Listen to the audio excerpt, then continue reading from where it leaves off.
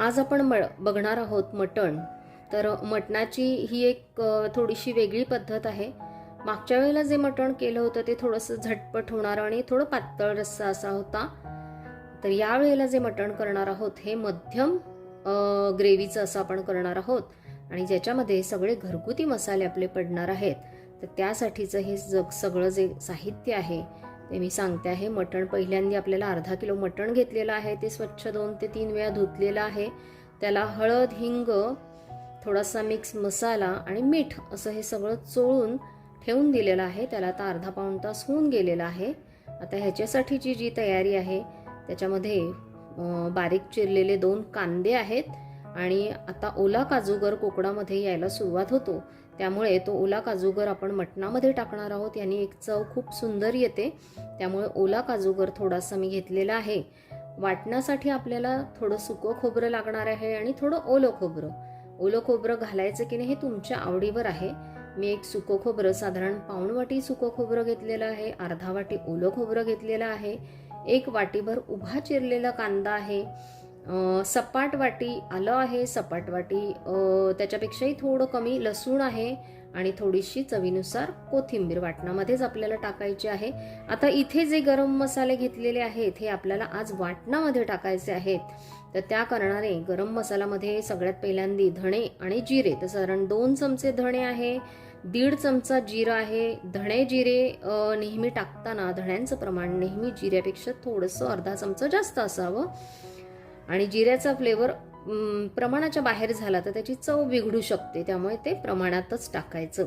आता गरम मसाल्यामध्ये एक तमालपत्र आहे, 1 तमालपत्र मी कापून घेतलेलं आहे कात्रीनं, त्यामुळे ते तुम्हाला वाटेल की किती आहे, तर एकच आहे तमालपत्र. दालचिनीचे तुकडे आहेत फक्त अर्धा इंचाचे 3 तुकडे घेतलेले आहेत. अर्धा चमचा शहाजिरा आहे, जेमतेम अर्धा चमचा, त्यापेक्षा जास्त घ्यायचं नाही आहे. 2 बादल फूल आहेत, 1 मसाला वेलची आहे, जायपत्री अगदी नावाला घेतलेली आहे, पाव तुकडा, 8 ते 10 मीर आहे, 6 ते 7 लवंग आहे, दगडफूल आहे, अगदी 1 इंचाचं दगडफूल आहे. आता हे आपले सुके मसाले गरम मसाले आहेत, हे आपण जेव्हा आपण वाटण भाजणार आहोत त्याच वेळेला हे आपल्याला भाजून घ्यायचे आहे. आता इकडे जो आहे तो आहे लाल मिरची पावडर. त्याच्यामध्ये गरम मसाला अजिबात नाहीये, प्लेन मिरची पावडर आहे किंवा लाल तिखट आहे. तर हे साधारण 3 ते 4 चमचे लाल तिखट आहे. तर हे प्लेन का घ्यायचं, तर आपण आता गरम मसाले वाटणामध्ये घालणार आहोत, त्या कारणाने फक्त प्लेन लाल तिखट आपल्याला घ्यायचं आहे. तर आता आपण कृतीकडे वळूया, सुरुवात करूया. वेगवेगळे धातू आपल्या स्वयंपाकघरामध्ये असणं फार गरजेचं आहे. आपण हे गुलाबी रंगावरती भाजून घेऊया. गॅस मध्यम ठेवायचा, फार मोठा नाही आणि फार बारीकही नाही. छान गुलाबी करून घेऊया हे.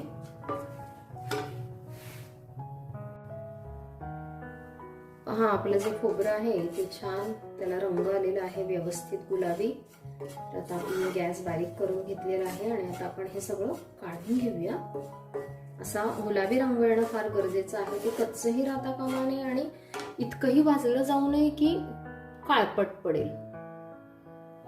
पहा हे मी खोबरं काढून घेतलं, थोडं तेल टाकून घेतलेलं आहे. आता जे ओलं खोबरं आहे ते आपण टाकून घेऊया आणि तेही छान गुलाबी रंगावर भाजून घेऊया. या धातूचं एक वैशिष्ट्य आहे की हे तापलं की खूप चांगलं तापतं, त्यामुळे नेहमी असे धातू वापरताना लक्ष ठेवायचं. गॅस मोठा असेल तर पदार्थ करपू शकतो, त्यामुळे एकदा तापला की तो मध्यम आचेवर ठेवणं गरजेचं आहे. तर मध्यम आचेवर आपण हे खोबरं छान गुलाबी होईस तोपर्यंत भाजून घेऊया. हा आपलं जे खोबरं आहे आता होत आलेलं आहे, गुलाबी रंग त्याला यायला सुरुवात झालेली आहे. गॅस तर मी बारीकच ठेवलाय, पण किती ते छान होतंय बघा तेवढ्या बारीक गॅसवरती. म्हणजे काय की आपल्या इंधनाची देखील बचत होते या अशा भांड्यांमुळे. तर आता आपण हे खोबरं काढून घेऊया. याचाही रंग छान गुलाबी आलेला आहे. कुठलाही पदार्थ ना जेव्हा भांड्यात असतो ना भाजताना तेव्हा तो कमी रंग दिसतो, पण जेव्हा आपण काढून घेतो ना त्यानंतर त्याचा रंग अजून पुन्हा वाढतो. त्यामुळे एक शेड जी हवे त्या आधीच थोडं काढून घ्यायचं. पहा आता खोबरं देखील आपण ओलं भाजून झालेलं आहे. आता आपण कांदा टाकून घेऊया.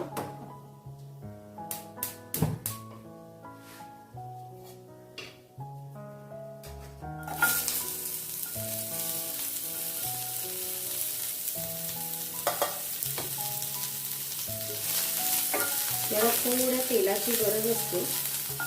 थोडंसं तेल टाकून आपण हा भाजून घेऊया.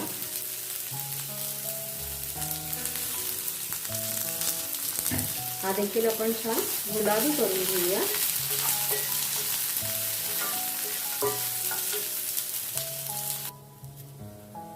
कांदा आपण थोडासा खरपूसच भाजून घ्यायचा आहे, कारण की त्याचा कच्चेपणा पूर्ण जायला पाहिजे. त्याची चव मग खूप छान येते. त्यामुळे हा थोडा मी जास्त खरपूस भाजलेला आहे. आता ह्याच्यामध्ये आपण कोथिंबीर टाकून घेऊया. कोथिंबीर काही आपल्याला फार भाजायची नाहीये. 2 ते 3 मिनिटं परतून आपण हे काढून घेऊया. या पॅनमुळे थोडासा त्याचा रंग काळपटसा दिसतोय, कारण की हा मी नुकताच पहिल्यांदाच वापरते. त्यामुळे थोडी ती धातूची शेड त्याच्यावर दिसते आहे. पहा कांद्याचा रंग थोडासा काळपट दिसतोय. आता आपल्याला काय करायचंय, गरम मसाले जे आहेत, आता मी गॅस ना पूर्ण बारीक केलेला आहे, कारण की ते मसाले करपायला नको आहेत आपले. जर वाटलं आपल्याला हीट जास्त आहे तर सरळ घालवून टाकायचं, कारण की बेटर आहे जळण्यापेक्षा नेहमी सावधगिरी बाळगलेली. आता मी थोडं हे तेल घालून घेतलेलं आहे. याच्यामध्ये आपण हे धणे जिरे टाकून घेऊया आणि ते भाजून घेऊया. आणि आता आपल्याला काही फार भाजत बसायचं नाही. 2 ते 3 मिनिटं सगळे मसाले भाजून झाले की आपल्याला ते काढून घ्यायचे आहेत. आता मी घालवलेला गॅस 2 मिनिटं मी चालू करते आणि बारीक करते आहे. आता 2 मिनिटं हे धणे जिरे परतलेले आहेत. आता आपण हे इतर मसाले याच्यातच टाकून घेऊया आणि हे देखील 2 ते 3 मिनिटं आपण मंद आचेवरती भाजून घेऊया, कारण ऑलरेडी पॅन तापलेला आहे. मसाले काळे होणार नाही याची नेहमी खबरदारी घ्यायची, नाहीतर त्याची चव जी आहे पदार्थाची निघून जाते. त्यामुळे मध्यम आचेवर थोडं गुलाबी झालं की ते छान वाटले जातात आणि त्याचा जो स्वाद आहे तो थोडासा वाढायला मदत होते. म्हणजे तो असा भाजतानाच आपल्याला जाणवते की छान त्याचे स्मेल बाहेर पडतायत.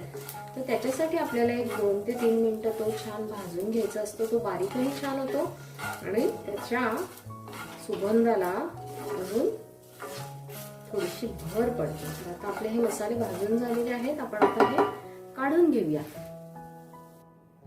हा अशा पद्धतीने आपण आता हे सगळं भाजून घेतलेलं आहे. आता आपल्याला काय करायचंय, मिक्सरला छान बारीक करून घ्यायचंय, पण पाणी फार नाही टाकायचं. आवश्यक गरजे इतकंच पाणी टाकून मिक्सरला छान बारीक वाटून घेऊयात आपण. पहा आपले मसाले छान भाजून निघाले आले आहेत. खमंग गुलाबी रंगावर छान भाजून झालेले आहेत. आता आपल्याला हे मिक्सरला लावायचे आहेत. मिक्सरला कमी पाण्यात हे वाटून घ्यायचे आहेत आपल्याला. मिक्सरला आपण जेव्हा मसाले वाटून घेत असतो तेव्हा एक गोष्ट नेहमी लक्षात ठेवायची की पहिल्यांदी सुरुवात जी आहे ती नेहमी कोरड्या मसाल्यांपासून करायची. तर कोरडे मसाले म्हणजे आता आपण काय करूया की पहिल्यांदी हे जे गरम मसाले आहेत हे आपण बारीक करून घेऊया. आणि हे नुसते मसाले बारीक नाही होणार आहे, ह्याच्यात थोडंसं खोबरं टाकूया. खोबरंही आपल्याला यात ॲड करायचे, पण आता थोडंसंच टाकूया म्हणजे मसाल्यांना थोडी मदत होईल बारीक व्हायला. तर आम्ही हे मसाले बारीक करून घेऊया. पहा हे मसाले इतके छान बारीक झालेले आहेत. आता ह्याच्यामध्ये आपण ह्याचे जे उर्वरित खोबरं आहे, फक्त सुकं खोबरं, हे टाकून घेऊया आणि अजून त्याला छान बारीक करून घेऊया.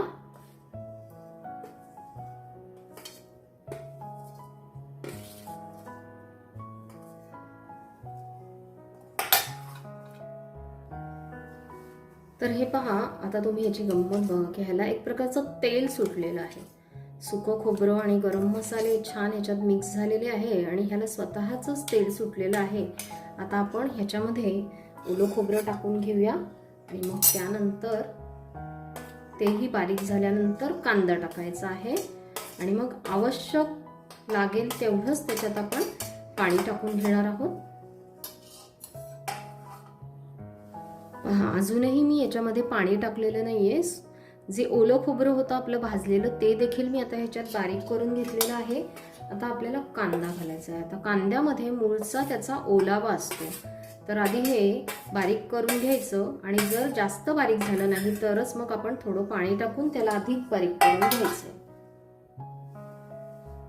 पहा, अजूनही मी ह्याच्यात पाणी टाकलेलं नाहीये. पूर्वी ना वाटणं अशी वाटली जायची पाट्यावरती, म्हणजे कमीत कमी पाण्यामध्ये ती वाटली जायची. आता हे कांद्याचा जो ओलावा आहे त्याच्यामध्येच हे वाटण झालेलं आहे एवढं. आता अगदी कमी मला पाणी लागणार आहे, तेवढंच पाणी टाकून मी हे पुन्हा एकदा बारीक करून घेते. पहा, आता आपलं वाटण जे आहे ते तयार झालेलं आहे. आता त्याचं स्वरूप तुम्ही बघाल की ते असं घट्ट आहे. तर अशा वेळेला हे जे वाटण आहे हे आपण डीप फ्रीझरला जर उरलं आपलं वाटण तर ते आपण ठेवून देऊ शकतो आणि त्याच्यामुळे ते टिकतंही छान आणि त्याला घाणेरडा आंबट वास देखील येत नाही. ज्या वेळेला आपल्याला आवश्यक आहे त्यावेळेला डीप फ्रीजमधून सकाळीच आपण ते काढून ठेवायचं. त्यामुळे 1-2 तासानंतर ते मऊ होतं आणि आपण वापरू शकतो. आता आपण पुढच्या कृतीकडे वळूया. आपली दोन्ही पण वाटणं तयार झालेली आहे. आता आपल्याला फोडणीला टाकायला घ्यायचं आहे. आता आपण काय करूया, मी हे छोट्या कुकरमध्ये काढून घेतलेलं आहे. याच्यामध्ये थोडंसं आलं लसूण पेस्ट घातलेली आहे आणि थोडं पाणी, आपण एक पेलाभर पाणी टाकून हे छान 4 शिट्ट्यांमध्ये उकडून घेऊया.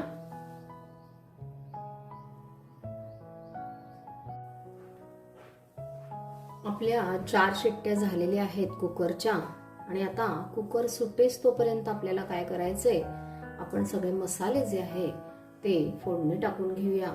त्यासाठी ही छोटी वाटी आहे, तेवढं मी गच्च भरलेली नाही, अगदी पाऊण वाटीच तेल घेतलेलं आहे. गॅस आपण बारीक करूया, तापलेली आहे कढई. त्यामुळे आपण आता काय करूया, त्याच्यामध्ये तमालपत्र टाकून घेऊया आणि फोडणीच्या मसाल्यातला हा 1 चमचा आहे तो तेवढा 1 चमचा जिरं टाकलेला आहे मी आणि अर्धा चमचा हळद टाकलेली आहे आणि आपण जो कांदा चिरून घेतला होता तो कांदा टाकून घेऊया आपण.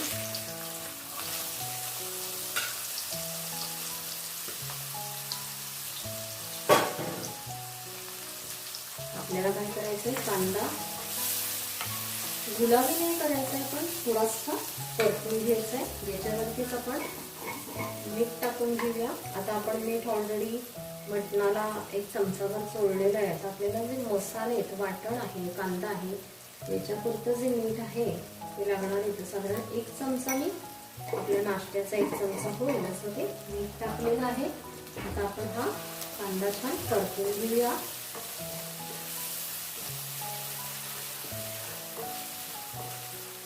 एक 5 मिनिटं एक छान वाफ काढूया त्याला.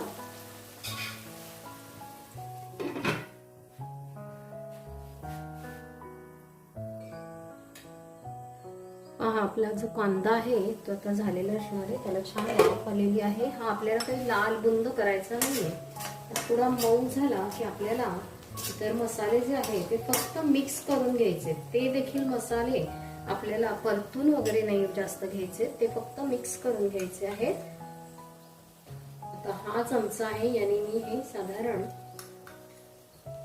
4 चमचे तरी हे होते. तर ते 4 चमचे आपण प्लेन लाल तिखट आहे. गॅस मी बारीक केलेला आहे. मसाले अजिबात करपता कामा नये किंवा ते जळता कामा नये, ह्याची काळजी घ्यायची. आता बघा, मी फक्त जस्ट हे मिक्स करून घेतलेलं आहे. आता ह्याच्यावरतीच आपल्याला आलं लसूण पेस्ट देखील टाकायची आहे. मटणात आपण थोडीशी टाकलेली आहे, त्यामुळे ह्याला आवश्यक जेवढी लागेल तेवढीच पेस्ट मी घेतलेली आहे आणि ह्या मसाल्यांमध्ये फक्त हे मिक्स केलेलं आहे.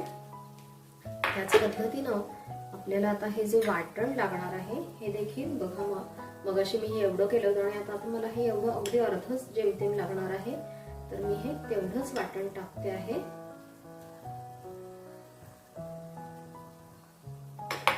आता हे फक्त आपल्याला छान मिक्स करून घ्यायचे आहे. हे फार परतायला जायचं नाहीये, कारण ऑलरेडी आपण मसाले खूप छान भाजून घेतलेले आहेत. त्यामुळे आता त्यांना फार परतून घेण्याची गरज नाहीये.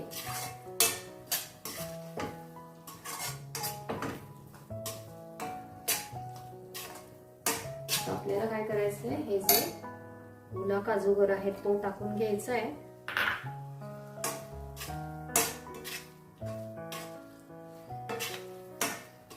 अगदी 1-2 मिनिटं आपण फक्त याला एक छोटीशी वाफ काढून घेऊया.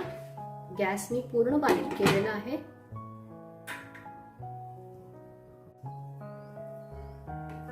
याला छान वाफ आलेली आहे. आता आपल्याला काय करायचं आहे, जे आपण मटण कुकरला लावलं होतं त्याच्यामध्ये टाकून घ्यायचं आहे. पहा,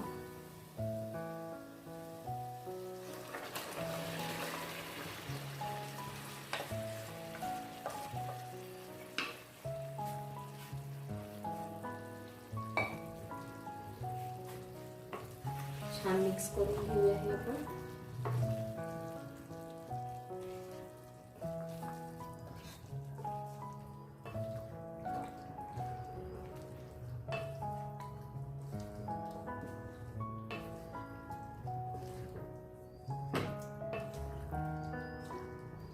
आता आपल्याला ह्याच्यामध्ये थोडंसं पाणी टाकून घ्यायला लागेल. तर ते थोडंसं कोमट करून घेऊया पाणी.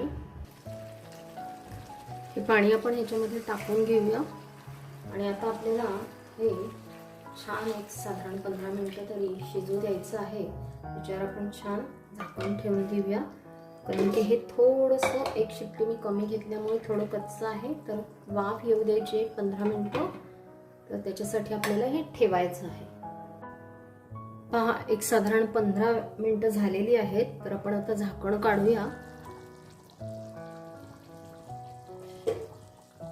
थोडीशी कोथिंबीर टाकून घेऊया.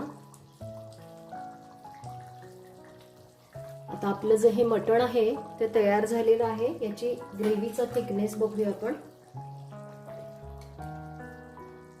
अशा पद्धतीची थोडी थिक आहे, फार अगदी पातळ असं रस्सा नाहीये हा.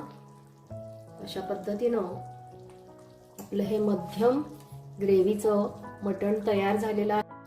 अशा रीतीनं गरम मसाले घेऊन ते भाजून कशा पद्धतीनं आपण ताज्या मसाल्यांचं मटण करू शकतो. आणि ही जी ग्रेव्ही आहे ही फार पातळ नाही आहे, थोडीशी थिक अशी आहे. तर ते आपण या रेसिपीमध्ये बघितलेलं आहे. तर जरूर एकदा करून पहा आणि पुन्हा एकदा भेटूया नवीन व्हिडिओमध्ये. तोपर्यंत धन्यवाद.